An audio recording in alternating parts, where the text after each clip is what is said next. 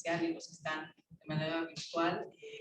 Quiero agradecer a juez Fierro por estar aquí, a Eduardo Pérez Mota por acompañarnos el día de hoy a nuestro 10º Seminario de Regulación y Competencia Económica.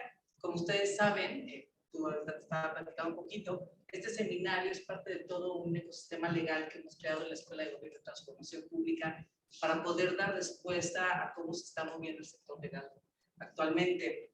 De la mano con estos seminarios, pues tenemos la maestría en Derecho y el Legal Tech Lab, que es un espacio interdisciplinario en el cual realizamos investigación, formación y capacitación, difusión y divulgación, y también una serie de publicaciones en nuestras líneas de investigación para así poder impactar a diferentes espacios como el público, privado y social.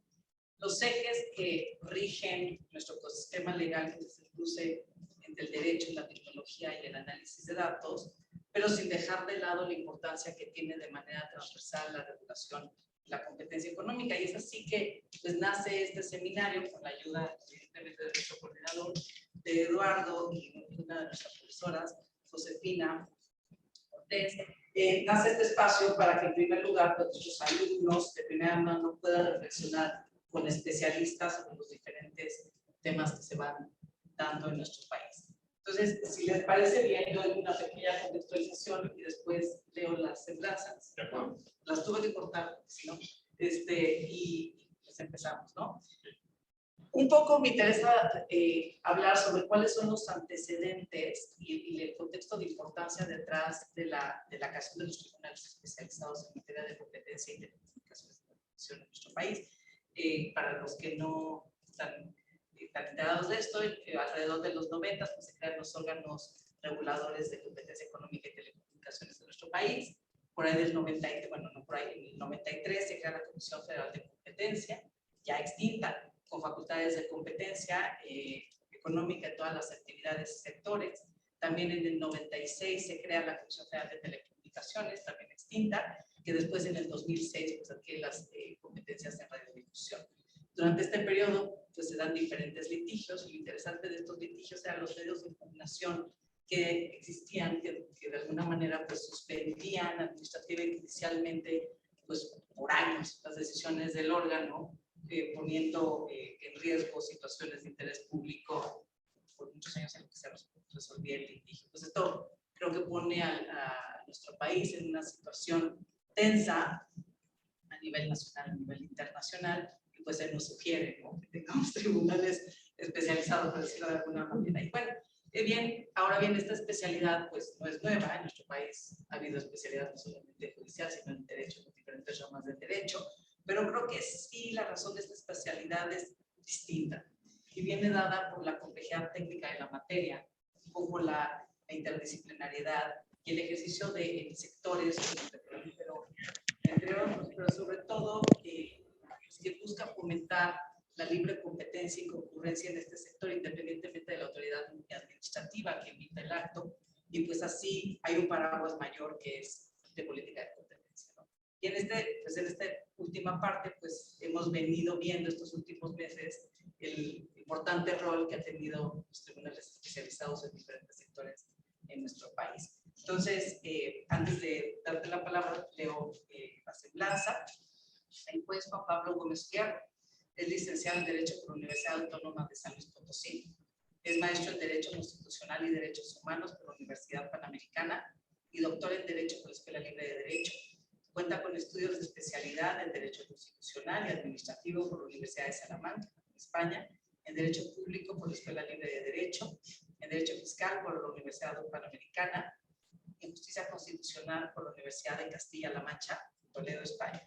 Y bueno, actualmente es juez segundo de distrito en materia administrativa especializada en competencia económica, radiodifusión y telecomunicaciones. Nuestro coordinador, Eduardo Pérez Mota, pues fue presidente de la Comisión Federal de Competencia del 2004 al 2003. En el 2012 fue designado presidente de la Red Internacional de Competencia Económica. Entre 2001 y 2004 fue embajador de México ante la Organización Mundial del Comercio, donde presidió el Consejo de Aspectos de los Derechos de Propiedad Intelectual relacionados con el comercio y el grupo de negociación sobre las reformas. Es licenciado en Economía por el Instituto Autónomo de México y bueno, cuenta estudios doctorales en la Universidad UCLA, bueno, de California, Los Ángeles. Pues gracias, Eduardo. No, gracias, gracias, Aileen. Realmente creo que hoy somos muy afortunados de contar con la presencia del juez Juan Pablo Gómez Fierro. Es uno de los, pues, como ustedes saben, pues es un destacado juez en el área especializada. Y un poco siguiendo lo que mencionaba Aileen, creo que es importante considerar qué sucedía antes, ¿no? Antes de que hubiese esta especialización en competencia y telecomunicaciones. Y pues los que nos tocó vivir esa experiencia dentro de los órganos administrativos, pues realmente los asuntos llegaban a los diferentes jueces, a un número enorme de jueces del área administrativa, y precisamente por esa confluencia de la economía con el derecho que implica la aplicación de la ley de competencia, pues siempre para un juez cuya especialidad era el derecho, pues es como para mí que mi especialidad es la economía, pues para mí es un reto la parte jurídica, pero es un reto importante que tiene uno que tomar para poder entender y aplicar la ley de competencia. Pero en aquella época, pues los asuntos básicamente pues se quedaban en temas, y no lo digo de manera peyorativa, pues es tan importante la parte procedimental como la sustancia misma económica de las decisiones, pero el 95% de los asuntos se quedaban en la parte estrictamente procedimental. A veces parecía que se buscaba la parte procedimental para encontrar una forma de quedarse a ese nivel de discusión. Y yo creo que la especialización pues ha sido un paso y un avance pues, muy importante, francamente, digo, no porque esté aquí con nosotros el juez Gómez Fierro, pero realmente pues es un tema que lo vemos también en muchos otros países, ¿no? Hay jueces especializados pues en Chile, en Brasil, ¿no? Que son quizá de las principales autoridades en América Latina, y sin duda esa confluencia de la economía y el derecho requiere de esta especialización. Y pues entonces yo ya no quiero simplemente más que introducir y agradecer, Juan Pablo, muchas gracias por estar aquí con nosotros. Es realmente un honor que te tengamos en este día, en este evento, y que puedas compartir con nosotros pues, tus reflexiones sobre tus experiencias como juez especializado. Ya vendrá un momento de preguntas que seguramente van a ser muy interesantes también. Muchas gracias.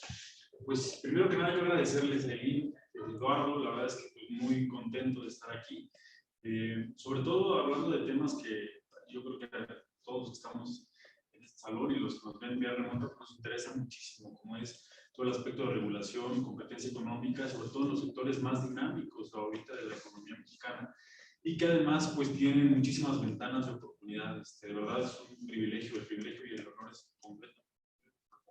A los que están aquí presencialmente, a los que nos escuchan también vía remota. Y pues bueno, la idea es platicarles un poquito de estos tribunales especializados.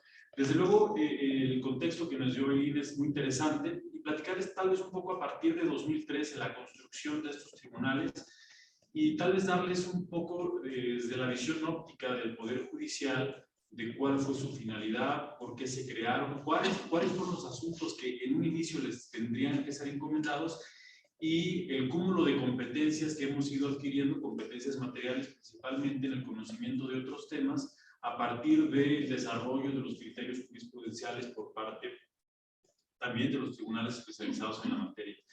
Creo que una de las partes que abundas, Eduardo, me parece que también hay que poner un énfasis en eso, es que justamente esta confluencia entre el aspecto económico y el aspecto jurídico permite también que una vez que se crean estos tribunales especializados, se generan nuevos criterios, hay una construcción nueva de distintos criterios, distintas soluciones nuevas a problemas complejos. Ya no solamente estos criterios que resolvían cuestiones procedimentales y que tenías, por ejemplo, a un juez que estaba tal vez, hablando de un juzgado mixto, que estaba resolviendo un auto de vinculación a proceso y después tenía que ver cuestiones vinculadas con los mercados y con una concentración, o etcétera. Entonces, era algo muy complicado. Entonces, esta tendencia del Consejo de la Judicatura me parece que además muy sana hacia la especialización, pues ha sido desde luego un acierto.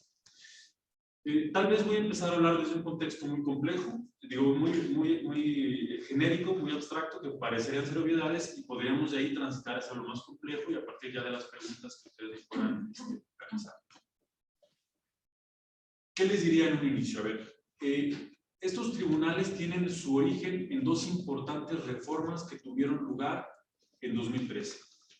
Principalmente la reforma de 11 de junio de 2013 fue, vamos a llamarlo así, el parteaguas, porque derivado precisamente de la necesidad de generar una competencia efectiva en ciertos mercados y principalmente en el mercado de las telecomunicaciones, el órgano reformador de la Constitución consideró necesario establecer o crear dos órganos constitucionales autónomos. ¿Con qué finalidad? Principalmente la de dotar precisamente de una competencia efectiva en todos los mercados, y les decía yo con un énfasis particular en el mercado de las telecomunicaciones. Pero para esto se requería justamente de que hubiera órganos especializados que tuvieran autonomía no solamente técnica, sino también presupuestaria, que les permitieran en muchos casos tomar decisiones complejas para temas, como les decía yo, también muy complejos, ¿no? Entonces, se crean estos dos órganos constitucionales autónomos que en este contexto que me dice Gui, pues es en realidad una transformación de órganos que ya pertenecían a algunos sectores gubernamentales, en algunos casos la Secretaría de Economía, tratándose de la COFESE, y en otro de la Secretaría de Telecomunicaciones y Transportes, tratándose del IFETEL o del Instituto Federal de Telecomunicaciones. Se establecen las bases para su organización y funcionamiento, para el nombramiento de los comisionados en cada uno de estos órganos. Y bueno, pues dentro de este mismo sistema o nuevo sistema integral, se considera necesario también crear estos tribunales especializados que efectivamente conocieran de los asuntos o de las resoluciones que emitieran tanto el Instituto Federal de Telecomunicaciones como la Comisión Federal de Competencia Económica. Esta última, con una competencia para conocer, en términos del artículo 28 constitucional, de todo lo vinculado con los mercados económicos, pero con un análisis particular en todos los sectores distintos de las telecomunicaciones, y el IFT como órgano regulador en esta materia, pero que conservaría justamente la competencia para conocer de las cuestiones relativas a la competencia económica dentro de este sector de las telecomunicaciones. Y al crear estos órganos, se dice, bueno, pues también necesitamos crear tribunales especializados que conozcan de los litigios especializados y de las resoluciones que emitan estos órganos. Incluso a efecto de que se haga una justicia eficiente en esta materia, pues digamos que desde la vía constitucional se elimina la posibilidad de que las decisiones de estos órganos autónomos, IFT y COFESE, pudieran ser del conocimiento de otros tribunales o de otras autoridades administrativas que no fueran los juzgados especializados. Fue así que se ordenó en el régimen transitorio la creación de juzgados y tribunales especializados en competencia económica, radiodifusión y telecomunicaciones. Y se dice en esta misma reforma, como les decía, que la única vía para combatir los actos y resoluciones de estos dos órganos autónomos serían estos tribunales especializados. No habría algún recurso intermedio, un recurso administrativo, tampoco hubiera alguna impugnación judicial, por ejemplo, el Tribunal Federal de Justicia Administrativa, era una impugnación directa. Dentro de la misma previsión se estableció la improcedencia a nivel constitucional de la suspensión en contra de las decisiones que adoptaran estos órganos, porque de alguna manera, y muy puesto en razón de lo que dice, lo que se quería adoptar era de eficiencia y de eficacia en las decisiones que adoptara el regulador. Si nosotros eventualmente suspendíamos estas decisiones en lo que decidíamos si era adecuada o no, pues entonces se podría perder justamente la ejecutividad del acto administrativo y por ende la eficacia de alguna determinada política pública. Lo que hemos visto desde estos órganos jurisdiccionales a propósito de este último punto que les comparto es que naturalmente la regulación a veces llega muy tarde al avance tecnológico. Cuando el avance y el crecimiento tecnológico tal, está en un estadio y la regulación trata de regular valga la redundancia, regular esa parte, pues en realidad para cuando esta llega ya las cosas cambiaron notoriamente porque los mercados también son fluctuantes, ¿no? En este esquema. Y para muestra basta un botón. En la pandemia podemos ver cómo muchos mercados cambiaron drásticamente derivado del cambio de necesidades, ¿no? Por ejemplo, incluso en el tema de combustibles, recordarán que en la pandemia al bajar mucho la demanda de combustibles, pues entonces los precios disminuyeron también drásticamente en oposición a lo que tendríamos hoy en día, ¿no? Entonces, este mismo dinamismo en los sectores pues ha hecho complicado en cierta medida que la regulación pueda de alguna manera estar actualizada al momento de su instauración. Entonces, me parece que fue de algunas de las razones que se tomaron en cuenta también para el tema de la suspensión. Incluso en muchos de los temas que hemos visto en los juzgados, hemos platicado incluso yo con mi equipo de trabajo sobre la necesidad de que en muchas ocasiones toda la regulación tenga un análisis prospectivo, no solamente de las condiciones actuales en las que se está regulando, sino de la tendencia que sigue una determinada política pública, una determinada decisión que permita justamente identificar su eficacia no solamente en el momento inmediato, sino en un trance un poco más largo, ¿no? Y bueno, pues se crean estos juzgados. ¿Qué hace el Consejo de la Judicatura Federal? Platicarles ya un poco desde la óptica del Consejo de la Judicatura Federal. Lo que hizo el Consejo de la Judicatura Federal fue órganos que eran auxiliares, que su tarea era el auxilio a otros órganos que tenían una carga de trabajo sobrepasada, que tenían algún rezago específico, pues estos órganos anteriormente se dedicaban a auxiliar a distintos tribunales y juzgados en toda la República que tuvieran estas características, un rezago o una carga excesiva de trabajo. Entonces, había 4 juzgados de distrito auxiliares y había 4 tribunales colegiados auxiliares en la Ciudad de México. Y el Consejo de la Judicatura Federal determina que 2 juzgados, el tercero y el cuarto auxiliares, se transformen en los juzgados primero y segundo de distrito en materia administrativa. Ya había 16 en materia administrativa en aquel entonces, hoy 17, pero con una alta especialización o una subespecialización en telecomunicaciones, competencia económica y radiodifusión, ¿no? Lo mismo sucede con los tribunales auxiliares. El tercer y cuarto tribunales auxiliares se transforman en el primero y segundo tribunales colegiados en materia administrativa especializados en esta misma rama regulatoria o económica, se quiera llamar. Y bueno, esa fue la primera decisión política, de política judicial al interior del Consejo.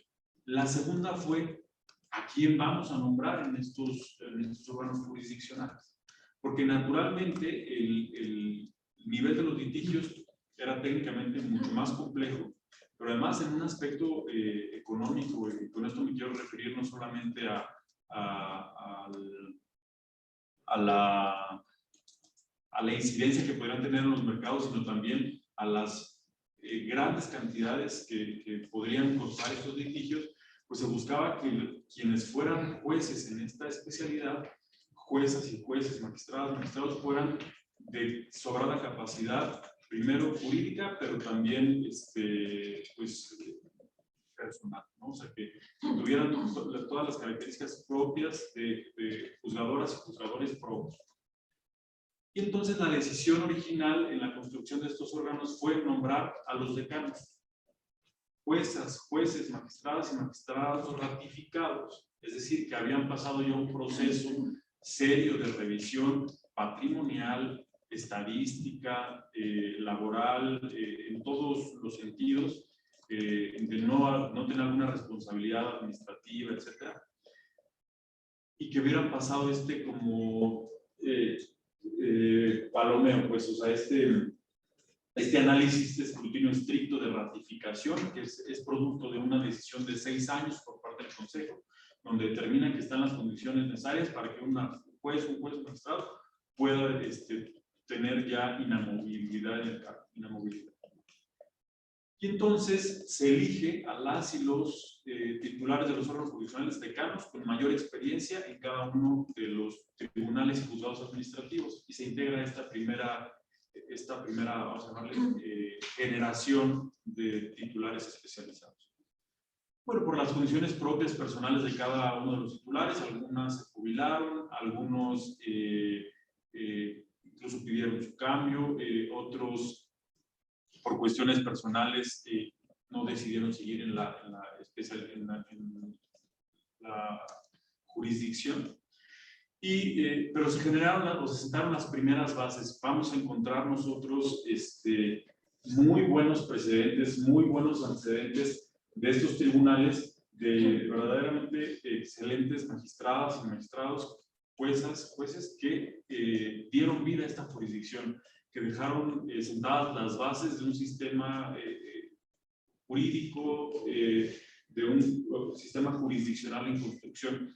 Puedo citar a la magistrada Campuzano, al magistrado Tronquetti, la hoy magistrada, fue mi antecesora, la magistrada Silvia Cerón. Verdaderamente han hecho un trabajo extraordinario dentro de la jurisdicción con la creación de criterios novedosos, producto del estudio diario, del esfuerzo, y que, bueno, pues han dejado ya un trazo muy importante dentro de estos tribunales. Y bueno, se crean estos juzgados y se estableció también una temporalidad específica para el tiempo que deberían durar los titulares en estos órganos. En un principio me parece que se consideró que eran 4 años y después se amplió a 7. Y hoy la decisión del Consejo ha sido que ya no tienen un plazo determinado. Simplemente el Consejo conserva la facultad de poder en cualquier caso cambiar o rotar a las y los titulares de estos órganos, pero buscando desde luego que exista una rotación, es lo que venía desde la reforma constitucional, no solamente con un ánimo de estar cambiando jueces, sino más bien de que los criterios fueran dinámicos, que no fueran justamente permanentes, que se fuera cambiando y que además fueran también justamente adecuados a cada realidad que iba enfrentando cada uno de los sectores. Fue así que nacen entonces estos tribunales que conocen inicialmente solamente de los actos que estaban vinculados con el Instituto Federal de Telecomunicaciones y la Comisión Federal de Competencia Económica. ¿Qué sucede después? ¿Cuáles son los cambios que vienen después? Que naturalmente ya no solamente quedaron con esta competencia para conocer estas resoluciones, sino que empezaron a llegar otros temas. Y con estos otros temas me refiero a, por ejemplo, hoy vemos muchos temas que están vinculados con el sector eléctrico, con el sector de hidrocarburos, y ustedes me preguntarán por qué. Cuando se crean estos juzgados, bueno, ya tienen esta alta especialización, principalmente en competencia económica. Pero después, en este contexto de reformas, vienen las reformas del 20 de diciembre de 2013, donde también hay un cambio en el modelo en el sector energético en México, principalmente en el de la generación de energía eléctrica y en el sector de hidrocarburos. ¿Qué sucede en estos cambios importantes? Pues primero, que en el sector de la energía eléctrica, en la industria eléctrica, anteriormente la Comisión Federal de Electricidad funcionaba como una empresa estatal que tenía a su cargo todos los procesos que estaban vinculados a la generación de energía eléctrica sin posibilidad de que hubiera otros participantes. De manera tal vez muy simplista, pero existían 4 procesos principales que son la generación, la comercialización, la transmisión y la distribución. Generar la creación propia de la energía eléctrica, su comercialización, el subirla a las redes nacionales de distribución y de ahí a las redes la red general de transmisión y después a la red nacional de distribución, que es justamente para que lleguen a cada uno de los hogares, a cada uno de los usuarios de la energía eléctrica.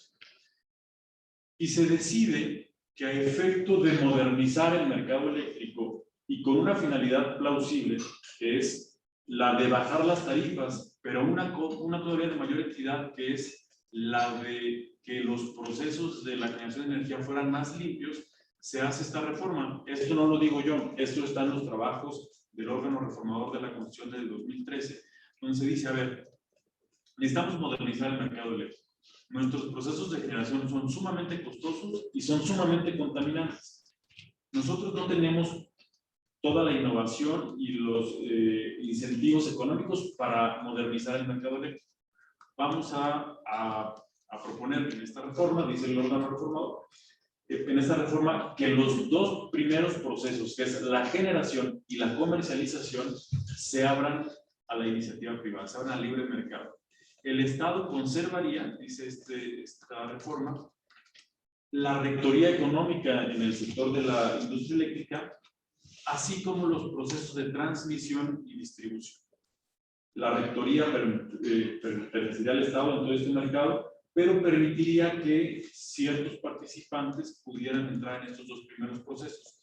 Con esto se buscaba, primero, innovación, que llegaran nuevas tecnologías, que llegaran nuevos procesos de generación de energía eléctrica y que a su vez estos procesos fueran competitivos. De ahí que las mismas centrales eléctricas de la Comisión Federal de Electricidad se parte a la Comisión Federal de Electricidad en distintas empresas para cada uno de estos procesos, y las que estaban precisamente vinculadas a la generación y a la comercialización deberían competir junto con otros nuevos participantes para que este mercado funcionara a partir de un principio de eficiencia. Esto es, que la energía eléctrica que fuera generada a menor costo fuera la que se despachara primero, es decir, la que subiera primero a la red, de manera que los usuarios pudieran tener acceso a tarifas más asequibles. Y en segundo término, también tratándose de este mercado, se buscó precisamente que estos procesos fueran más limpios, que la misma generación de energía eléctrica buscara o tendiera hacia una descarbonización de la industria eléctrica, hacia la generación de procesos que fueran mucho más amigables con el medio ambiente. ¿Cómo se buscó esto? A través de, primero, la realización en materia económica de subastas, pero en materia de medio ambiente, de la creación de los certificados de energías limpias. Estos certificados eran títulos valor que tendrían un valor específico dentro del mercado, pero que se darían solamente a aquellas centrales eléctricas que se generaran a partir o se crearan a partir de 2014, precisamente con estas nuevas tecnologías. No se impidió, desde luego, que la Comisión Federal de Electricidad pudiera acceder a estos certificados, siempre y cuando las inversiones que hiciera en sus centrales también fueran posteriores a 2014, y que precisamente estos certificados respaldaran estas inversiones para poder transitar hacia una energía eléctrica mucho más limpia. Estas fueron las rutas que se trazan en esta materia. Y bueno, naturalmente, mucha de la regulación que se emitió en este sentido, pues tenía precisamente como objeto cuidar estas dos partes. Primero, por un lado, todo lo vinculado con la eficiencia en el mercado eléctrico, con la baja de las tarifas y con la participación de otros agentes económicos, no necesariamente estatales, en condiciones de libre mercado. Y por el otro lado, que la política pública también estuviera dirigida a hacer la energía mucho más limpia y que los procesos fueran mucho más amigables. México incluso había suscrito acuerdos con distintos países y organizaciones precisamente para disminuir los efectos adversos que producía la generación de energía. Y bueno, también por el mercado de hidrocarburos, también ciertos procesos se abrieron a esta participación, principalmente refinación, transporte, ventas de primera mano.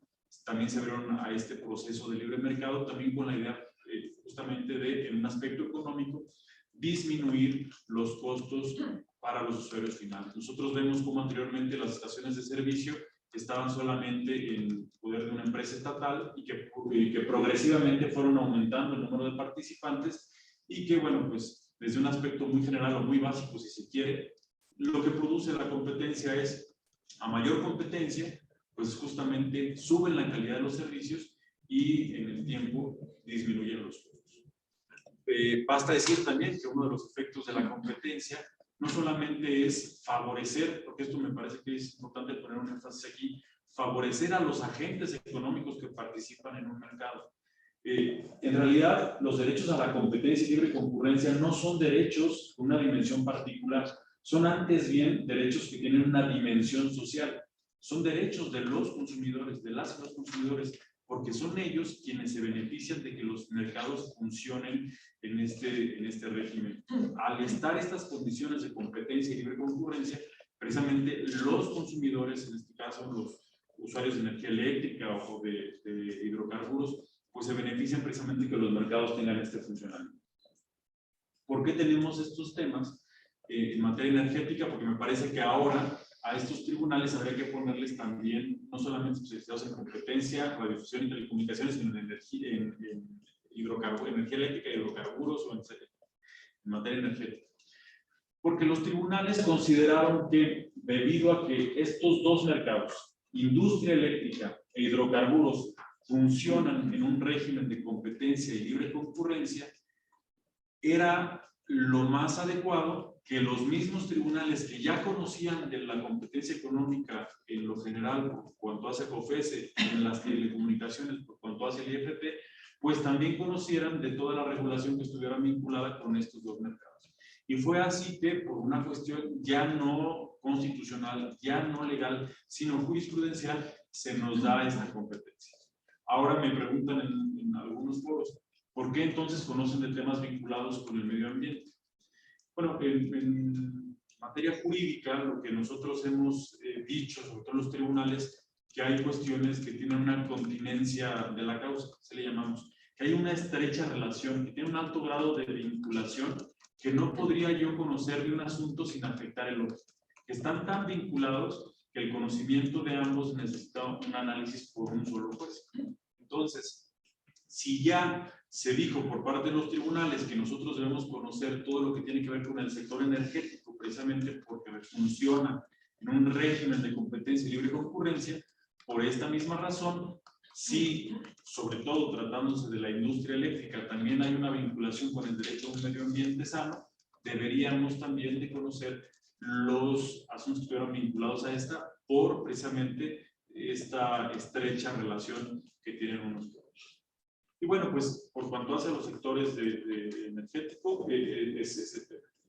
En los sectores, y vuelvo un poco nada más a los temas de telecomunicaciones y de radiodifusión, para dar posibilidad también a que podamos interactuar con las dudas que pudieran surgir y que yo eventualmente pudiera desahogar, es que justamente desde la reforma, son dos reformas, telecomunicaciones 11 de junio de 2013, energética 20 de diciembre de 2013. Regresando a la de 11 de junio de 2013, se dijo también en el régimen transitorio que estos órganos deberían identificar a los agentes económicos preponderantes. ¿Qué es un agente económico preponderante? Pues quien tiene el 50 más 1 o más del 50% en el control de un determinado mercado. Tiene un poder que le permite llevar a cabo, fijar precios, fijar las condiciones en las que podría funcionar un determinado mercado, producto o servicio. Se le da esta competencia, esta tarea a los órganos, a los nuevos órganos, principalmente, en este caso el IFT es el que toma esta tarea e identifica a dos agentes económicos preponderantes. ¿Qué sucede con esta declaración de preponderancia? Pues justamente la idea es que al identificarse agentes económicos, uno, por ejemplo, en materia de telecomunicaciones y otro en materia de radiodifusión, que deban implementarse lo que se denomina medidas asimétricas, que no es otra cosa que el establecimiento de una regulación específica que tienda a mitigar estos efectos que le dan poder a un agente económico para que permita que otros agentes económicos puedan participar en condiciones de mercado, en condiciones efectivas de mercado, dentro, para la prestación de un determinado producto o servicio. De los asuntos más relevantes que se han conocido, y aquí concluiría, en estos órganos, en principio fueron precisamente la constitucionalidad de las decisiones que tomó el regulador en relación con la preponderancia que fluyeron hasta la Corte. Posteriormente, en las resoluciones bienales que se emitían en uno y en otro caso, en algunos les llamamos ofertas de referencia, en otras ofertas de infraestructura, que tienen justamente analizar cada determinado tiempo, en este caso 2 años, las condiciones para establecer estas medidas excepcionales. Y fue hasta donde nosotros recibimos, yo tengo 2 años y medio en la jurisdicción, hasta que nosotros recibimos el órgano jurisdiccional en estas condiciones, ya habiendo resuelto previamente en los tribunales estos temas. Desde luego seguimos teniendo muchos temas de telecomunicaciones, pero naturalmente por las condiciones en que se han dado los cambios al mercado eléctrico y al mercado de hidrocarburos, el sector tendió hacia una judicialización más hacia estos últimos 2 aspectos. Y pues bueno, lo más relevante que hemos tenido, me parece, sobre todo en materia legislativa, ha sido la ley de la industria eléctrica en marzo de 2021, el Padrón Nacional de Usuarios de Telefonía en abril de 2021 y la ley de hidrocarburos en mayo de 2021. Solamente en estos 3 temas, el año pasado se recibieron alrededor de 9,000 juicios, que sería tal vez el equivalente a 18 años de trabajo de ingresos en estos órganos, que anteriormente recibían 500 asuntos. Como eran una alta especialización y eran asuntos muy poquitos y muy complejos, el año pasado se sobresaturaron estos órganos jurisdiccionales. Esto dio lugar a la creación de un nuevo juzgado de distrito especializado en la materia, y bueno, también hubo muchas políticas judiciales al interior del Consejo para justamente poder desasolvar, si me permite la palabra, de todos los asuntos que en un gran número impidieron en muchos casos que pudiéramos proveer en los plazos y términos que fijaban la ley. Dejaría este contexto inicial para que pudiéramos también generar algún intercambio con Eduardo y Edil. Gracias. Voy a tomar la iniciativa con toda confianza acá. Muchas gracias, Juan Pablo. Gracias luego por estar aquí con nosotros. Déjame hacerte rápido 3 preguntas. La primera es, digamos, en lo personal, ¿cuál ha sido el reto para ti, digamos, de entrar a este tema de la economía y entender este tipo de asuntos que realmente tienen, así como nosotros economistas vemos la complejidad jurídica, pues también entiendo que para los abogados es un reto entender pues toda esta, digamos, articulación de argumentación económica, ¿no? Pues un poco y esto ya es un poco más en el sentido, si tú quieres, un poco más personal, si quieres contestarla o no, ya es. Un segundo tema que a mí siempre me ha, digamos, es una duda que he tenido desde hace tiempo y tiene que ver con que esta confluencia entre lo económico y lo jurídico, yo no sé si en algunos momentos pudiese requerir una visión más flexible incluso de ciertos principios de amparo. Y déjame darte un ejemplo. A mí me ha llamado la atención decisiones que tienen desde el punto de vista económico, yo sinceramente, y lo he dicho en privado y en público, desde un punto de vista económico me parecen impecables, digamos, impecables en el sentido de que si tú proteges en un amparo a una empresa, porque efectivamente se justifica jurídicamente hacerlo, económicamente puede dar lugar a un beneficio extranormal para esa empresa, temporal si tú quieres, por las que no se ampararon y que no tuvieron derecho, digamos, a ese beneficio en el mercado. Y como el amparo tiene un principio, o sea, yo entiendo, individual, a veces siento que la economía puede requerir de una visión de amparo un poco más flexible, un poco más amplia. Y en ese sentido quisiera un poco ver si me puedes pues compartir algunas reflexiones en esta materia. Me refiero básicamente a temas que pueden tener que ver con suspensiones, por ejemplo, ¿no? Pero es un ejemplo nada más de muchos otros casos. Y en un tercer tema, si me permites, una tercera pregunta. A mí me tocó sufrir desde la perspectiva de una autoridad administrativa, el abuso en el uso de la suspensión, ¿no? Y fue un sufrimiento sistemático, ¿no? Casi todas las sesiones llevaban años, y como tú bien lo dijiste hace un momento, en estos mercados tan dinámicos, pues esto puede significar cambios muy fuertes para los consumidores, para los competidores, y al quedar suspendida, parada la decisión, pues obviamente eso tiene efectos que pueden ser irreparables. Pero eso también puede tener, digamos, la eliminación de la suspensión per se, también puede tener un efecto en el otro sentido, digamos. Y aquí la pregunta es, ¿qué tanto lugar a abuso se puede dar ahora del otro lado, de parte de la autoridad, en el hecho de tener la no suspensión como un espacio en sus decisiones que pudiera dar lugar a buscar, digamos, a tomar decisiones que pudiesen eventualmente también tener un impacto irreparable sobre esa empresa, precisamente por este mismo dinamismo en los mercados, o sea, verlo del otro lado, pues, en algunos casos. Y yo no sé, y con eso termino, si en sí misma la especialización hubiese podido ser una manera de darle una salida mucho más sofisticada y más adecuada al problema de la suspensión.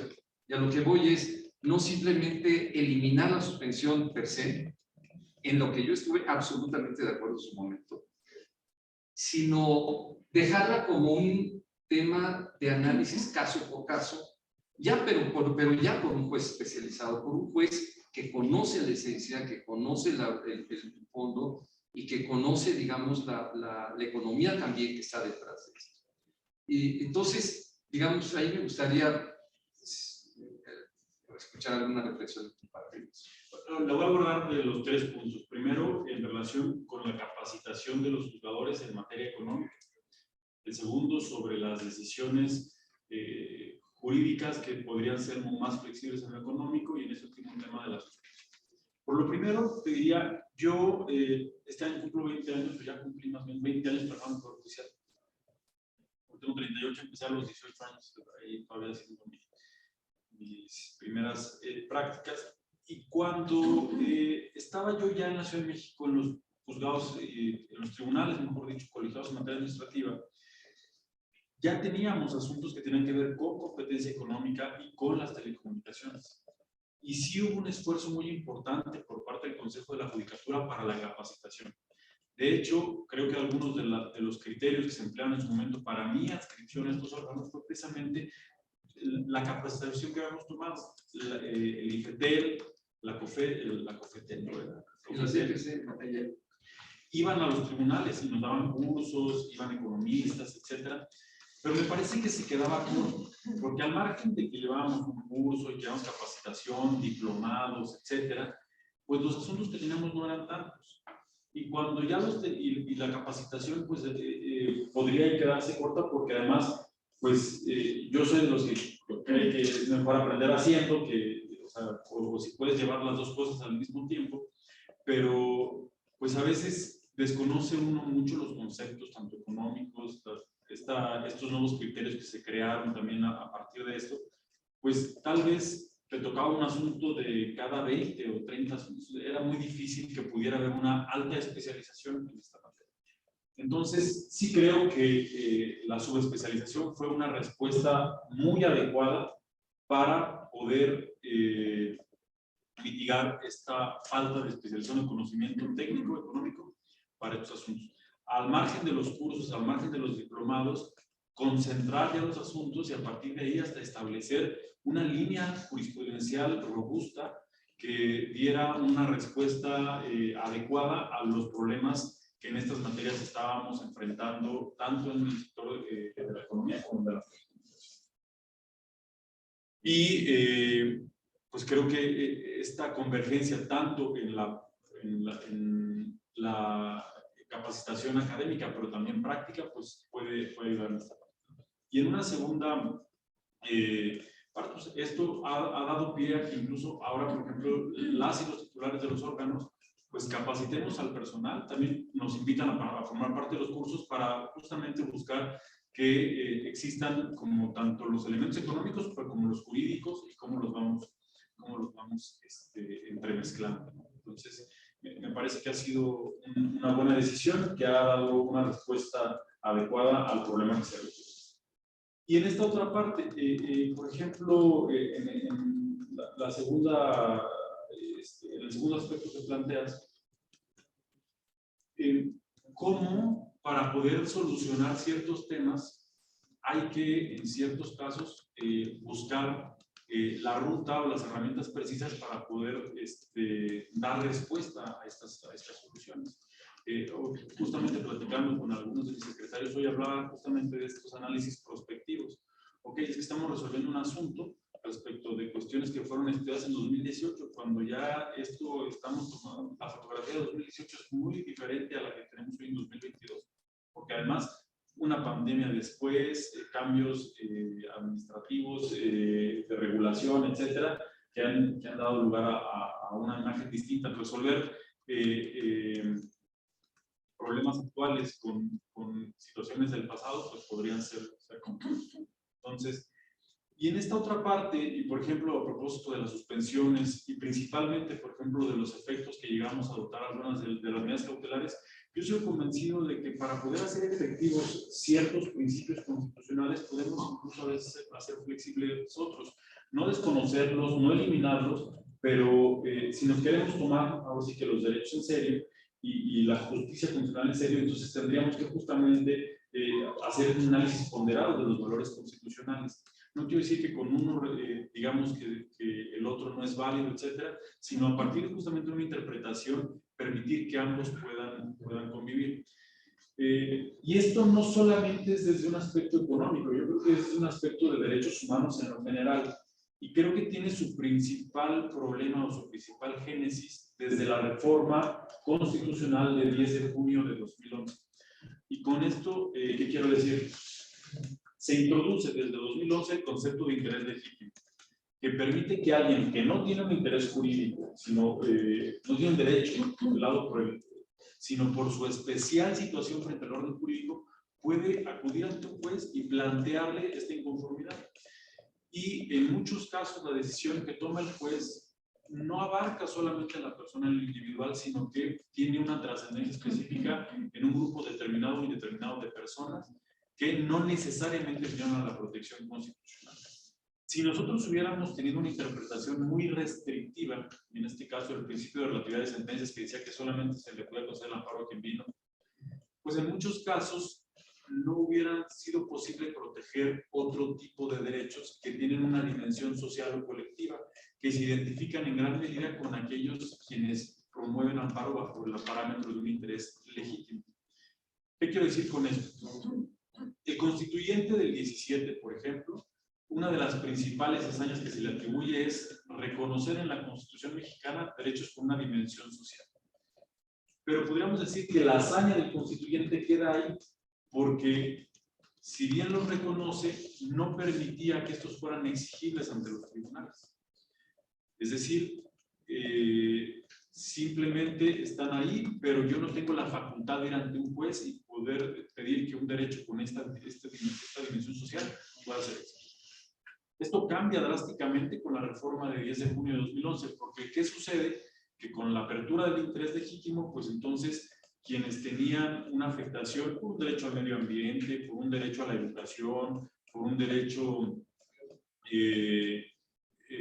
con estas características, pues pudiera ir al juicio de amparo y que naturalmente la sentencia pues ya no solamente se dedicara a resolver el problema que planteó esa persona en lo individual, sino que tuviera un efecto, vamos a llamarlo, más allá del partido, ¿no? Hasta 2010, 2011, bueno, sea un poco menos, pero la interpretación que había tenido la Suprema Corte en relación con el principio de relatividad de las sentencias era sumamente estricta, al grado de considerar que si se pudiera vulnerar ese principio, de que si yo le concedo el amparo y por rebote le beneficia era mejor sobreseer el juicio, y había jurisprudencia en la segunda sala que se decía, era antes bien sobreseer el juicio que concederle el amparo a él, porque no era una regla sacramental que no podíamos tocar, porque entonces Mariano Otero y entonces la fórmula Otero y entonces íbamos a terminar por afectar completamente la estructura del juicio de amparo. Pero poco a poco se fue flexibilizando y nunca quisieron decir efectos generales. Pero si lo vemos en la línea jurisprudencial que sigue la Corte, vamos a encontrar que después dijo, bueno, puede tener efectos ultrapartes. Es decir, se lo va a conceder a él en aquel asunto muy famoso del pabellón 13, un asunto de la segunda sala, donde una ala de un hospital de los institutos nacionales que están aquí en el sur de la ciudad, una persona que tenía VIH, se ordenó que se dieran las medidas necesarias para que hubiera equipo médico y todas las condiciones necesarias para atender a su padecimiento. Esto naturalmente iba a beneficiar a quienes estaban en una posición similar a la del quejoso. Se dijo, bueno, no son generales, son ultrapartes. Sí le va a beneficiar a los demás, pero bueno, o sea, en este caso se lo vamos a conceder a él, pero como por rebote. Y luego por ahí en 2008, 2009 se encontraron con un asunto donde había un litis consorcio pasivo necesario. En términos jurídicos, van varios quejosos que están en una situación idéntica, por ejemplo, que dicen que no fueron emplazados, pero solamente, o hay mejor dicho, varias personas que están en una posición idéntica, pero solamente va al amparo uno. Le conceden el amparo para que se regrese y se corrige el emplazamiento. Pero ¿qué pasa con todo lo que se deja sin efecto? Pues de rebote le toca a ellos. Se dijo, bueno, en este caso sí, pero no nos estamos pronunciando por los demás, pero pues sí puede pasar, etc. La Corte empieza a ser un poco más flexible. Pero donde ya encontramos un cambio perfectamente identificado de rumbo, es justamente donde ya no se reclaman derechos individuales, sino supraindividuales con una dimensión social. Y con esta dimensión social me refiero a derechos que si proteges a una persona, naturalmente vas a terminar protegiendo a otra. Ahora bien, la misma Corte ha dicho, si nosotros tenemos una interpretación muy restrictiva del principio de relatividad de las sentencias, pues en realidad vamos a tener un obstáculo del otro lado que nos va a impedir proteger ciertos derechos. Y lo dijo la Corte, no lo dijo yo. Ya no hay que buscar en términos de los criterios de la novena época, de si se pueden o no proteger estos derechos supraindividuales o con una dimensión social. Ya no es la pregunta si se puede o no, la pregunta es cómo los vamos a proteger. Y entonces la misma Corte empieza a buscar herramientas que permitan decir, a ver, el principio de relatividad de las sentencias ahí está, no lo estamos borrando, pero hay que modularlo para que nos permita en muchos casos que podamos darle acceso a la protección de estos derechos. Si tenemos la interpretación muy restringida que teníamos desde la novena época, pues naturalmente esto va a chocar y nunca va a terminar. Tenemos una puerta de entrada, pero tenemos cerrada la puerta de salida, ¿no? Entonces, justamente la Corte de lo que habla es de una modulación.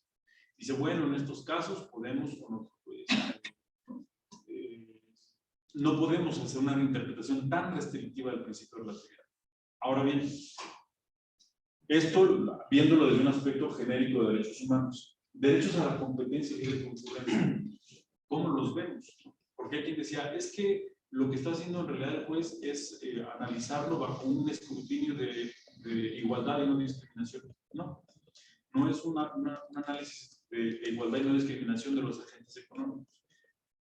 La competencia y libre concurrencia, como por ejemplo también el derecho al medio ambiente sano, tienen, desde mi punto de vista, y así está establecido en mis resoluciones, una doble dimensión. Una, tratamos de competencia y libre concurrencia de los participantes de los agentes económicos que compiten en un mercado.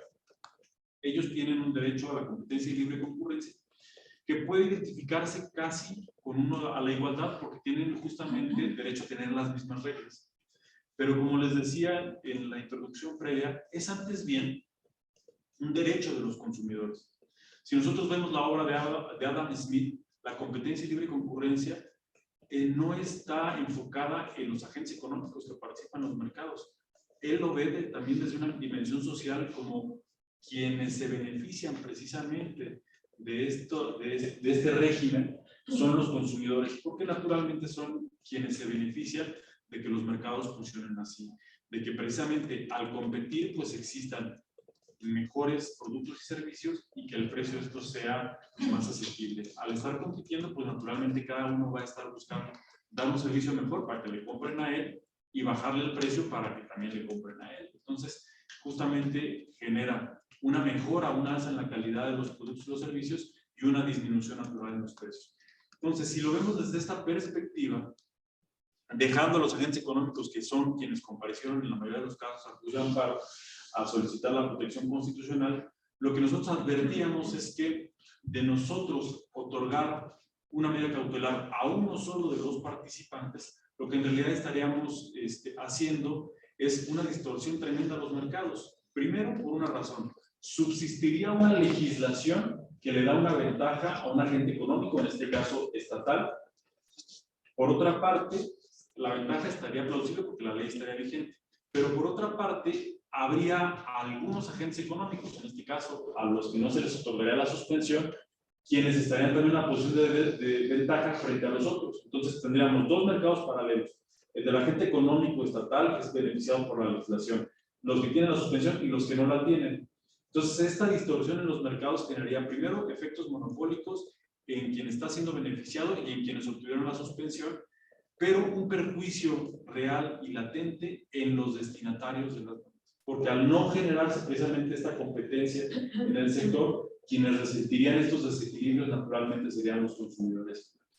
Entonces, frente a la decisión, primero, no podríamos incluso decir, como antes decía la Corte, de que si vas a restringir o vas a cerrar o vas a mover, mejor dicho, o a vulnerar el principio de relatividad de las sentencias, mejor sobreseer primero, pues tampoco podríamos decir, pues mejor no concedo la suspensión, porque además estaría vigente la legislación que después de este análisis que hicimos le daba ventajas a un agente económico estatal. O sea, había que mitigar esto, pero además había que volver a poner el piso parejo para todos. Entonces era conceder la suspensión para bajar al agente económico que tenía una ventaja específica, pero poner a todos en el mismo nivel, ¿no? Entonces, si lo vemos desde un punto de vista horizontal, las condiciones del mercado eran con una resolución o con una legislación que favorece a un agente económico estatal, estaba todo el mercado y el agente económico estatal, que debía participar igual que estos. Si entonces le concedíamos el amparo solamente a unos, algunos se quedarían aquí abajo y otros se quedarían aquí arriba, en mercados diferentes. Lo mejor era, lo bajas a este y queda el mercado total, ¿no? Y eso, desde luego, busca proteger no a los agentes económicos, sino en esta dimensión social de la competencia y libre concurrencia, a los consumidores finales, en este caso a los usuarios de energía eléctrica. Esa fue la decisión que adoptamos en relación con este. Cuestionable o no, yo, de hecho, estarán por ver recientemente o próximamente, mejor dicho, un artículo, voy a publicar esto que lo estoy explicando en una revista y en alguna obra colectiva a la que estoy invitado, entonces ya podré ahí exponerlo con mayor claridad, si es que podría aparecer como definición. Pero bueno, la idea es justamente esa, y sí creo que es necesario, y lo decíamos, que justamente los criterios jurídicos pues sean adecuados a la necesidad actual, ¿no? Ahora bien, y lo digo en el propio artículo, desde luego no se quiere que exista una legislación que le dé una ventaja especial a un agente económico respecto de otros. O sea, no sería lo deseable, pero y si no existiera eso, pues naturalmente tampoco estaríamos hablando de esto. Pero estando estas condiciones, pues naturalmente el juez debe buscar, o no debe preguntarse si puede o no, sino cómo va a proteger este tipo de derechos, ¿no? Desde luego, y esto lo saben ustedes mejor que yo, existe una regla de neutralidad competitiva donde ningún acto jurisdiccional, ninguna política pública, ningún acto legislativo debe favorecer a un agente económico sobre otro. Principalmente, el Estado no debe de abstenerse de favorecer agentes económicos estatales, sobre todo en aquellas actividades en las que participan activamente. Este principio de neutralidad competitiva, pues, es lo que...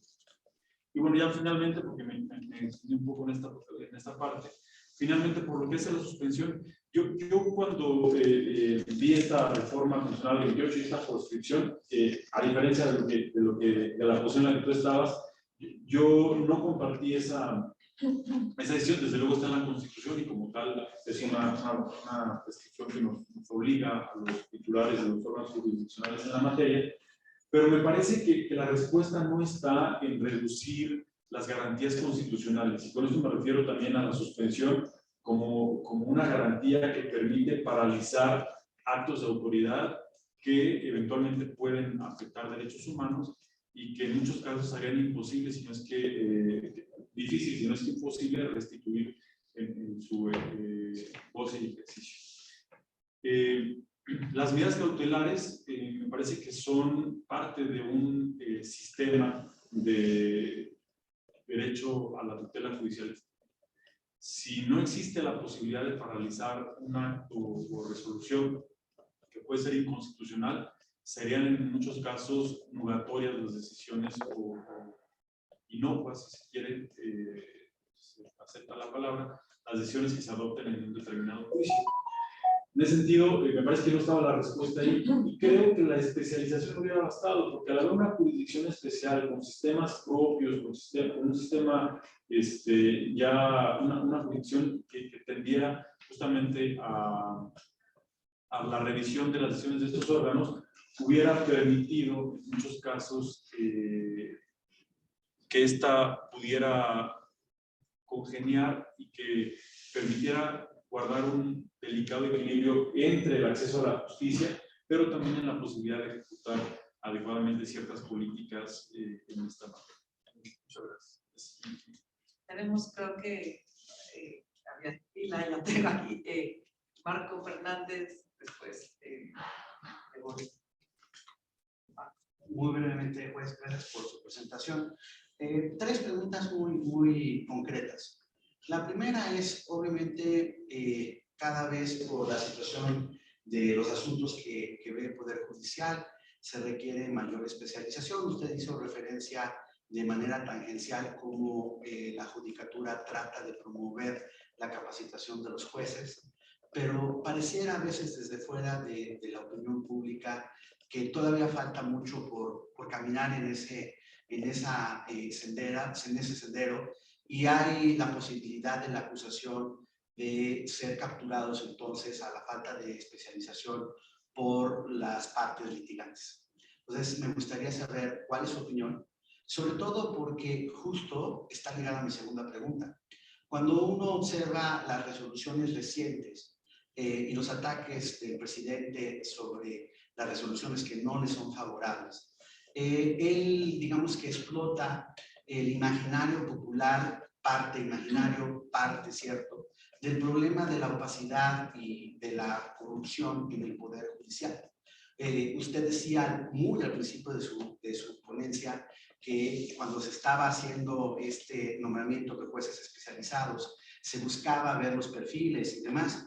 Nosotros, por ejemplo, en la escuela trabajamos el tema anticorrupción, y de lo que revisamos de los indicadores de la judicatura, pues no hay transparencia alguna de la revisión, por ejemplo, de las, ¿cómo se llaman?, de las declaraciones patrimoniales o de conflicto potencial de intereses de los jueces, de ningún funcionario público, pero estoy hablando en el caso de la judicatura, que son los que lo reciben y que tendrían que estar revisando la consistencia de los datos. No hay indicación alguna, al menos en su portal o en los informes que hacen públicos, de que ese ejercicio se haga. Y cuando uno observa escándalos como, por ejemplo, el de la corrupción de los ¿cómo se llaman?, de los concursos que hubo precisamente realizados en el Poder Judicial, inevitablemente uno alza la ceja y eso le abre la puerta a descalificaciones como las del presidente que explota el imaginario. Entonces, ahí, ¿qué hacer al respecto para que realmente, dada la urgencia de mayor especialización y su dificultad, evitar el problema de la captura por parte de los intereses que litigan, y justo para que, como dicen, el que nada debe, nada teme, y poder explicarle a esa opinión pública que el Poder Judicial está haciendo su función? Y sobre todo, y este es el último punto, me parece todavía más cuesta arriba cuando uno observa, por ejemplo, al jefe de la judicatura, al presidente de la Suprema Corte, más preocupado en performance banales en el TikTok que realmente en tomar posturas muy claras respecto a los ataques del presidente al Poder Judicial. ¿Qué opina al respecto? Muchas gracias por la pregunta. A ver, empezaría por el tema de la especialización y lo que refiere sobre la posible captura de las partes. Me parece que es un tema complejo y además una ruta que difícilmente tiene salida, al menos desde el punto de vista de la comunicación de los jueces. ¿Por qué te lo digo? A ver, un juez tiene una función de árbitro. Normalmente tiene que decidir un conflicto para una u otra de las partes y normalmente una de las partes va a estar inconforme. Me parece que la mejor garantía que tienen los jueces para justificar las decisiones es su sentencia.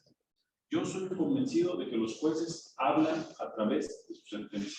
Entonces, hablar o no de la captura de las partes me parece que no es tal, porque finalmente el juez tendrá que exponer los razonamientos por los cuales está decidiendo de una u otra manera, y al momento precisamente de decidir y de establecer en su sentencia por qué dijo o por qué resolvió de esta manera, pues estará justificándole a las partes y a la sociedad misma con la resolución. Las resoluciones son públicas, las resoluciones, hay una versión pública, hay obligación precisamente de que esas resoluciones puedan ser consultadas no solamente por las partes, sino por cualquier persona que esté interesada.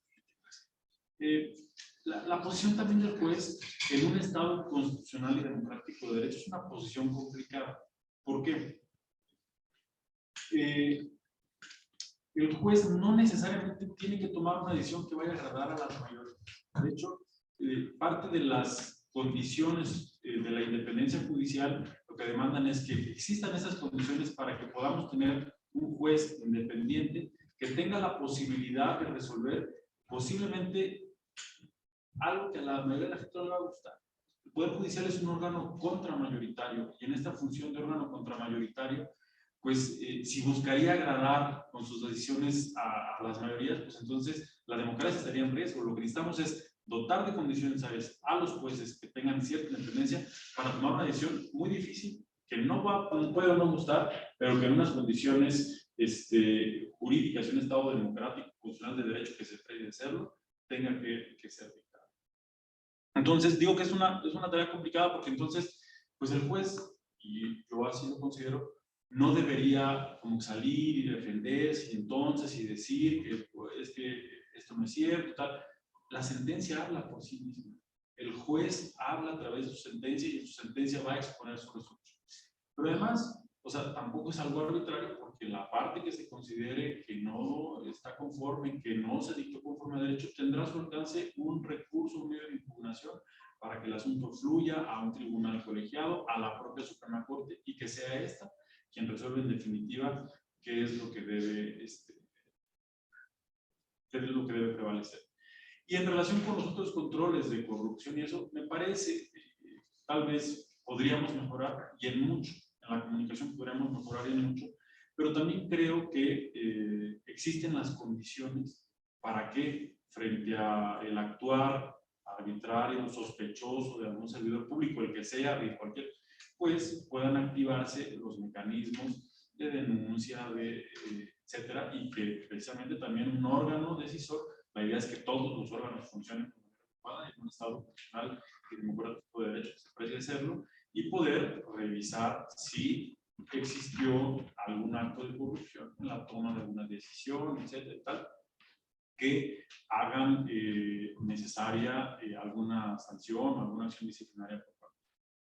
Creo que no se trata de que no tengamos los mecanismos, me parece que los mecanismos existen, me parece que se trata de que se activen. Sí, la posición del juez es una posición muy complicada en un Estado constitucional, de hecho, precisamente por esa razón. O sea, me parece que el juez debe hablar en su sentencia y pues no puede subirse a un partido de fútbol, el árbitro no puede ponerse de un lado del otro y aplicarse con los dos equipos. Me parece que es algo similar a lo que sucede en un contexto también complicado, quizá como el que vivimos actualmente como país, donde puede haber una cierta división y eso, pues esta tensión podría acrecentarse, pero me parece que los mecanismos existen y que las condiciones para una justicia completa, imparcial, adecuada, etcétera, también existen. ¿Que habría alguna tarea que hacer? Me parece que podríamos implementar nuevas o mejores o más políticas, pero creo que los mecanismos que hoy tenemos podrían ser. Creo que tiene Sí. Bueno, en el sector energético se aplaudió mucho esta modulación que realizas al principio, relatividad de las sentencias, y sin embargo también es de conocimiento público que los tribunales de alzada pues opinaron en contra de esta modulación que realizas los efectos generales. ¿Considerarías efecto de modificar tu argumentación en siguientes casos de tal forma que siguiéramos luchando por conseguir este tipo de innovación en cuanto a la interpretación de estos principios constitucionales? Esa es mi primera pregunta.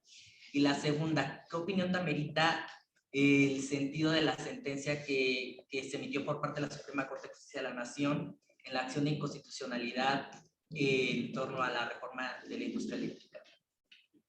Bueno, en relación con la primera parte, me parece que lo que tenemos en relación con los efectos relativos o generales, podríamos interpretarlo como una deficiencia propia del diseño constitucional que tenemos hoy en día. Les decía yo, abrimos la puerta del interés legítimo, pero teníamos cerrada la puerta de los efectos de las sentencias. No son compatibles, no le puedes dar la entrada por un lado y cerrar la puerta por el otro. Entonces había que buscar las vías. Fue lo que hizo la Corte, ni siquiera fue algo que hubiéramos empezado nosotros, es decir, de un día para otro. Es una construcción que se ha ido dando. Lo que pasa es que se ve quizá muy como, no quiero decir agresivo, pero muy fuerte el hablar de efectos generales. Si toda la construcción jurisprudencial de la Corte decía, este se sobresee porque son efectos generales, estos son efectos generales, son efectos generales, y después empieza a decir, bueno, este sí y este sí, entonces lo que les importa en realidad es que les digamos que son generales porque en muchos casos lo tienen. La propia Corte ha dicho, aquí serían generales, pues, bueno, los vamos a modular, o son generales o no son generales. Ahora, hay tesis de la Corte, además en una línea jurisprudencial que es muy sólida, de que las normas constitucionales no se excluyen unas de otras, una no elimina a la otra, sino que pertenecen a un sistema y que deben interpretarse de manera que pervivan unas y otras.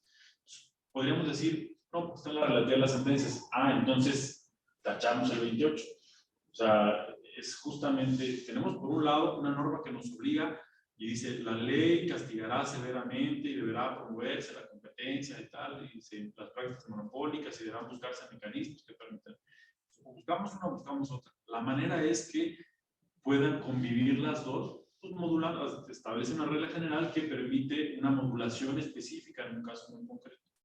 Pero me parece que la respuesta tendría que ser más legislativa y quizá desde un punto de vista, vamos a llamarlo así, de justicia constitucional integral. Incluso estoy por publicar una obra que habla de una nueva acción de inconstitucionalidad en México. Parte de mi razonamiento al momento de hablar de los efectos generales de la suspensión fue: no existe hoy un mecanismo que permita paralizar con efectos generales una norma que afecte la competencia y la libre competencia. ¿Por qué? Acciones de inconstitucionalidad. Por disposición de la ley reglamentaria, la suspensión está proscrita. Controversias constitucionales. Es procedente la suspensión respecto de actos, pero no de leyes. Ahora, vamos a encontrar algunos criterios donde dicen, bueno, podemos conceder la suspensión con los efectos de derechos humanos, pero ni siquiera son consistentes, porque una sala dice una cosa, otra sala dice otra, y el pleno no lo ha definido. Entonces, no hay reglas claras. Entonces, si incluso iba la COFESE o si iba el IFT y promueve una acción, una controversia, pues no se hubiera podido suspender la norma. Y los efectos adversos, hablando precisamente de las medidas cautelares que hubiera producido durante todo el tiempo en que se hubiera analizado un acto, en este caso una ley, pues ya hubieran sido irreparables. Y no solamente para efectos del tema económico, sino principalmente el tema del medio ambiente. Se ve tal vez como muy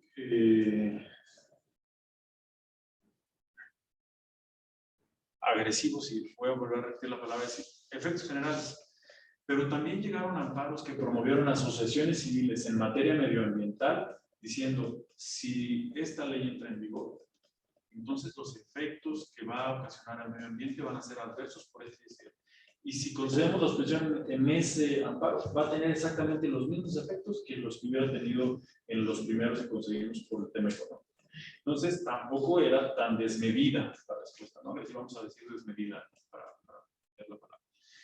Pero lo que yo propongo en esta nueva acción de inconstitucionalidad son dos cosas que me parece que podrían paliar estas deficiencias que considero existen en nuestro sistema de justicia constitucional. Primero, permitir que asociaciones civiles puedan promover la acción constitucional. Abrirle paso a la legitimación de las asociaciones civiles constituidas con un fin, con una tarea previa, que hayan realizado ciertas acciones en defensa de ciertos derechos para promover la acción de inconstitucionalidad. Y dos, reconocer, dentro de otros aspectos, reconocer también la necesidad de que la acción de inconstitucionalidad cuente con una suspensión, precisamente para poder preservar ciertos derechos mientras la Corte decide qué va a hacer con un determinado asunto. Y que no se vuelvan irreparables, porque naturalmente las sentencias hoy en día de las acciones y las controversias tienen efectos hacia el futuro. Ya no podrían retrotraerse o paralizarse al momento de la presentación de una demanda, etc. Entonces, todo lo que sucedería en este tiempo, pues ya habrá pasado. Entonces, creo que habría que volver a hacer un rediseño de la acción de inconstitucionalidad. Yo hago un estudio político, económico, social desde 1994 a la fecha de cómo han ido cambiando las condiciones y cómo además, precisamente les hablaba yo de que el año pasado tuvimos 9,000 asuntos. En muchas ocasiones, la Corte pudo haber paralizado la ley de la industria eléctrica, el Padrón Nacional de Usuarios de Telefonía, la ley de hidrocarburos, si hubiera una legitimación de esta naturaleza.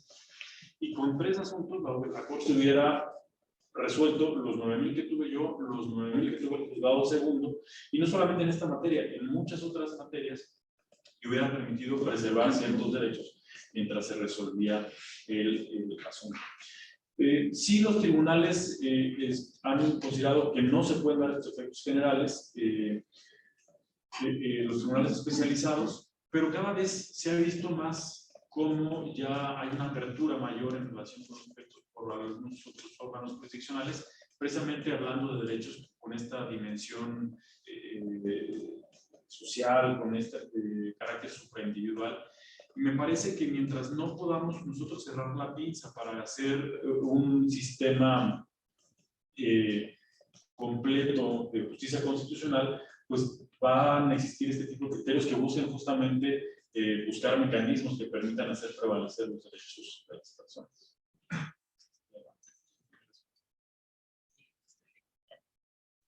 Y a propósito de la ley de la industria eléctrica, pues bueno, gracias, me faltó esta.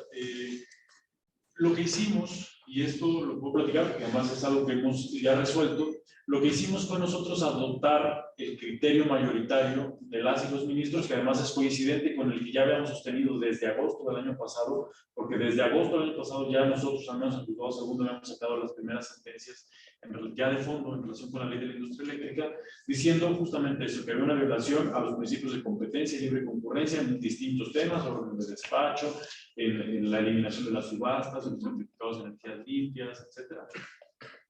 Y lo que hicimos fue esta misma sentencia que ya habíamos sacado desde agosto de 2021, fue reforzarla con los argumentos de la mayoría. Recordarán ustedes, existió una mayoría por considerar que se violaban los principios de competencia y libre concurrencia, que no alcanzó la votación calificada para declarar su invalidez. Y también por el lado medioambiental, también ya resolvimos asuntos de fondo, el primer asunto de fondo en materia de medio ambiente, también tomando como base el criterio mayoritario que dice que se vulneran estos principios. Tampoco alcanzó en esta parte la votación calificada y bueno, justamente estos asuntos tendrán que eventualmente llegar a la Suprema Corte y bueno, pues ya la Corte será la que defina. Pero nosotros adoptamos justamente dentro de esta discusión que se generó en la acción de inconstitucionalidad los criterios que adoptaron la mayoría de las y los ministros y ese fue el que coincidente con el que ya teníamos, pero incluso hicimos transcripciones específicas donde reforzamos nuestras conclusiones con las de la mayoría y que bueno, ya son las que terminaron rigiendo nuestras sentencias. Estoy de alguna manera enterado también de que el juez segundo, Rodrigo de la Pesa, hizo lo mismo y también consideró amparos, también tomando como base el criterio que se adoptó por parte de la mayoría de las circunstancias. Tenemos primero acá y después a... ¿Qué tal? Buenas noches. Una de las, entre comillas, innovaciones de la presente administración es el uso de las declaratorias de seguridad nacional para detener la emisión de suspensiones relacionadas con algunos proyectos de infraestructura y más recientemente algunos actos como la determinación de esquemas de tarifas para gas LP, para justificar la emisión de una política de tarifas para el sector ferroviario, para la toma de algunas control de concesiones de agua en el estado de Nuevo León, por en los últimos meses. ¿Qué tanto estas declaratorias de seguridad nacional emitidas por el Consejo de Seguridad Nacional tienen un impacto en el Poder Judicial y en el ánimo de los jueces? Porque entiendo que ahí en ellos siempre se sustenta que la Ley de Seguridad Nacional es una razón de Estado, y que la razón de Estado está por encima de derechos de grupos, de individuos y a veces de colectividades completas, porque la razón de Estado es fundamental, la existencia de la nación. ¿Qué tanto estas declaratorias podrían o están teniendo un impacto en el criterio de los jueces a la hora de revisar asuntos que llegan a sus escritorios? Pues? Okay. Mira, te comparto, hasta el momento, en mi caso, no he tenido algún asunto donde se ha hecho una declaratoria de esta naturaleza. Tuvimos, y esto lo puedo platicar porque son asuntos ya resueltos, distintos temas que tenían que ver con los precios máximos del gas, donde se hubo un control de precios por parte del gobierno federal. Y bueno, la impugnación principal estaba construida sobre la base de que no estaba presidida de la opinión que debía ser la COFESE sobre si había o no condiciones efectivas de competencia en el mercado. Nosotros consideramos que en este caso concreto no era procedente la suspensión, no porque fuera una cuestión de seguridad nacional, sino más bien porque una medida de esta naturaleza que ya entró en vigor, paralizarla provocaría el alza de precios en productos y servicios de primera necesidad, como era en este caso el gas LP. Entonces, dije gas natural antes, es gas LP. Entonces, la razón en este caso, en los otros he visto que en muchos casos políticas públicas se han catalogado como de seguridad nacional y eso ha tenido una incidencia específica en ciertas decisiones de algunos juzgadores, principalmente tratándose de, me parece, del aeropuerto, de la construcción del aeropuerto de Felipe Ángeles y algunas cuestiones, me parece, con el Tren Maya. En este punto yo no me podría pronunciar sobre la idoneidad o no de estos decretos y también sobre si serían o no suficientes para incidir en algún pronunciamiento, porque estaría en todo caso comprometiendo un criterio para casos futuros. Posiblemente fue algún asunto que tuviera ese planteamiento y esto pues ya sería adelantar un criterio que estaría impedido por una cuestión pues, ética judicial. Pero es un planteamiento sumamente interesante. Hasta hoy, en el juzgado en el que estoy adscrito y en el que he estado adscrito antes, no he tenido un planteamiento de esa naturaleza, por lo cual no he hecho yo un pronunciamiento en algún asunto en específico sobre este tema. Pero estos son los conocimientos que tengo principalmente, al menos de estos dos temas en los que ha tenido una relevancia esa declaración. Muchas gracias, juez, por la interesante ponencia. Yo tengo dos preguntas y yo no soy abogada, entonces lo voy a sacar, pero ¿cuál es tu opinión y tu perspectiva en cuanto a la competencia y en el sector específicamente de telecomunicaciones? Y con este tema de los ataques del gobierno federal a los organismos autónomos, de que no ha habido nombramiento de los nuevos comisionados, en tu opinión, ¿cuál es el futuro y la perspectiva y los principales retos en materia de competencia en este sector? Yo desde que se crearon estos órganos comisionados autónomos me parece un gran acierto, porque además soy convencido de que la subespecialización, la alta especialización en estos temas, pues son un eje,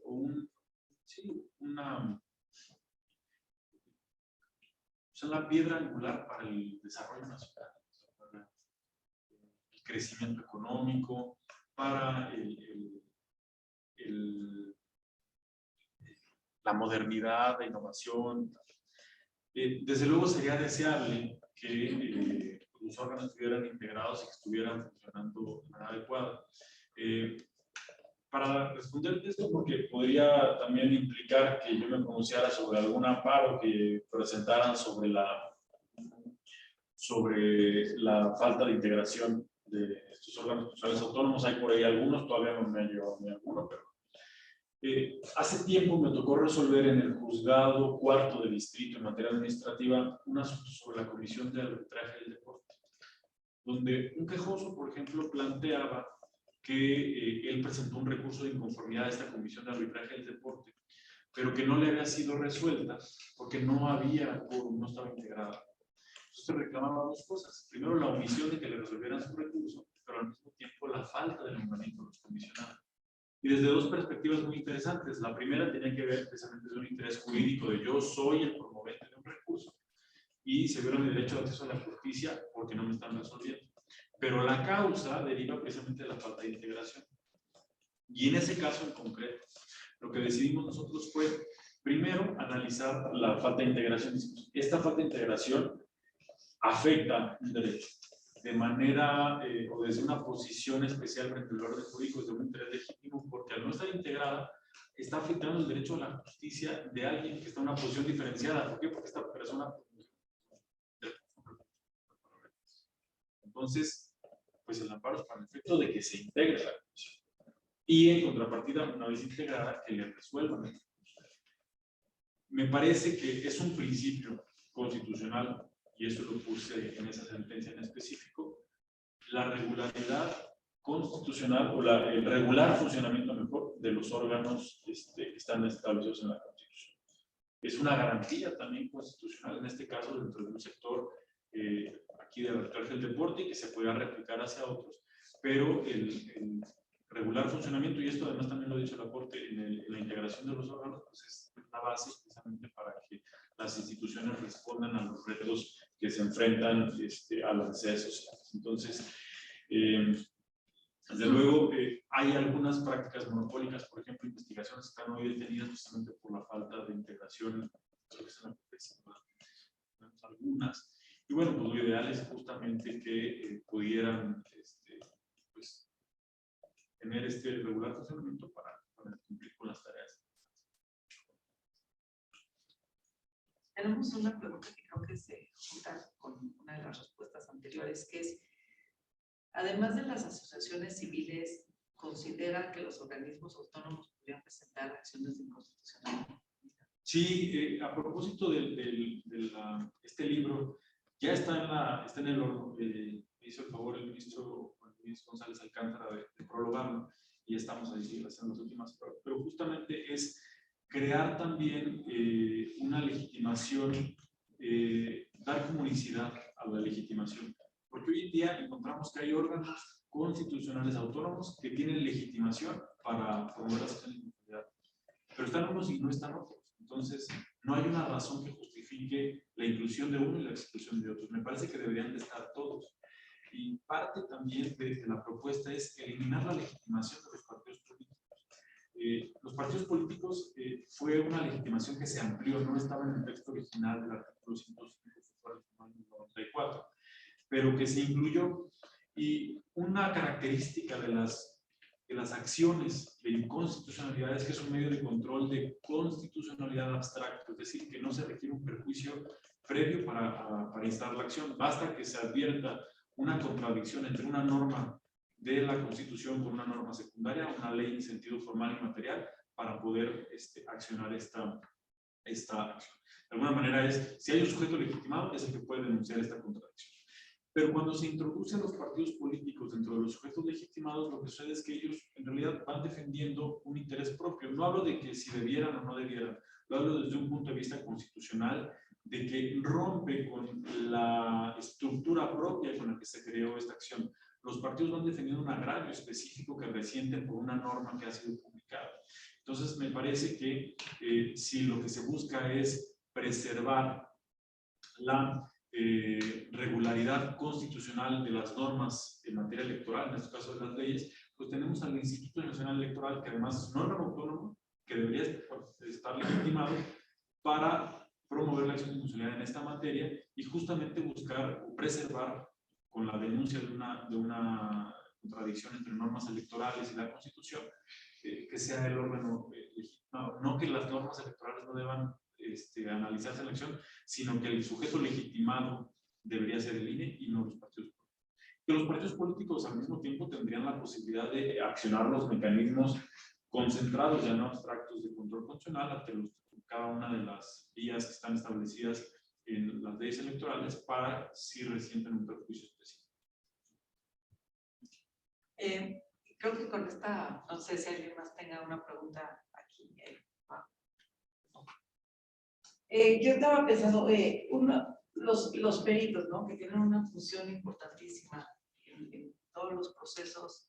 Yo recuerdo después de la reforma del 2013, cómo el peritaje económico, ¿no? Era complicado y llevarlo a cabo, y la formación y capacitación de todos los peritos judiciales. Ahorita, con la transformación digital, cómo se están cruzando ciertos aspectos, no solamente en temas económicos, sino que requieren otras, ¿no? Conocimientos de otras disciplinas como financiero, ¿no?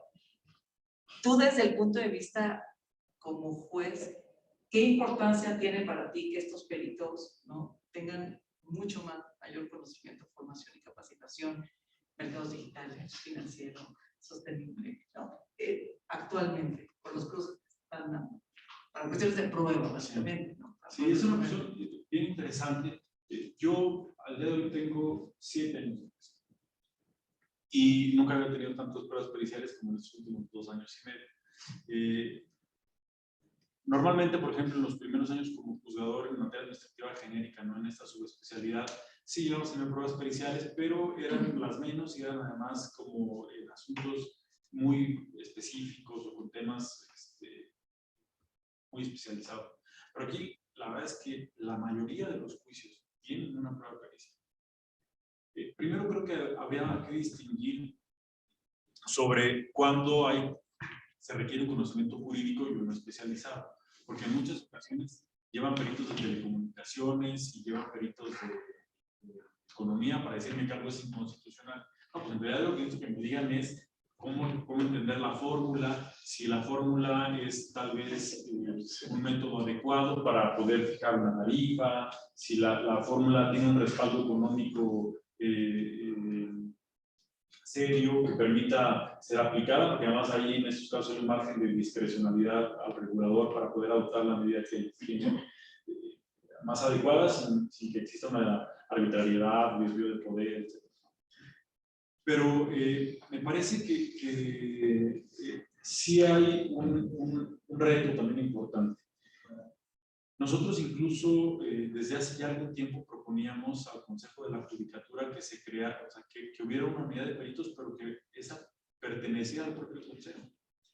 Porque a veces es muy difícil buscar un perito de sistemas eléctricos, un perito en economía de mercado de tal aspecto, o un perito en telecomunicaciones que, o sea, a veces era muy complicado.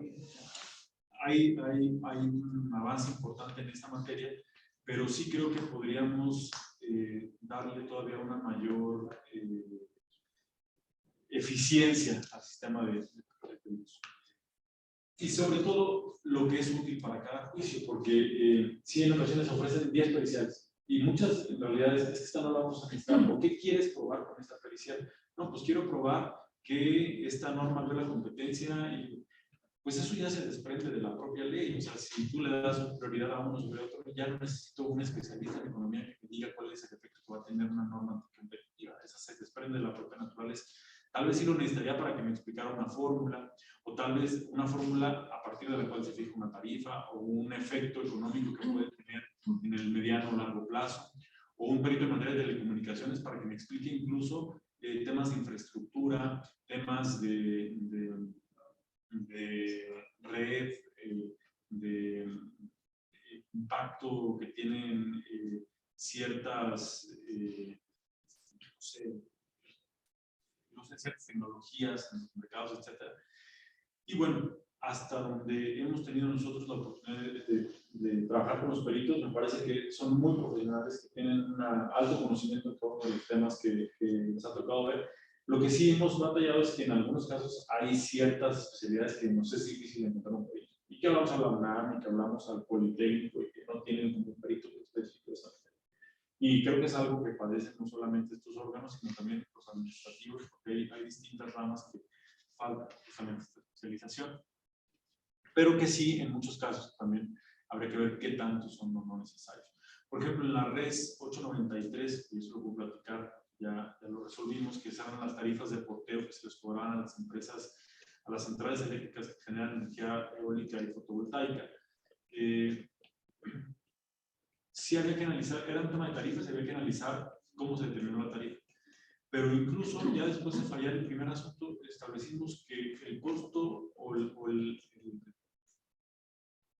no estaban fundadas, no estaban motivadas, y el aumento había sido tan intempestivo, en algunos casos hasta 700-800%, que ni siquiera era un tema económico, era un tema jurídico, de que no había una racionalidad en la determinación de las tarifas y que pues no era necesario ni siquiera una pericia en economía, bastaba con ver la resolución para ver que no había una razón. Bueno, pues, ¿no más preguntas? Muchísimas gracias. Al contrario, muchas gracias. Eduardo.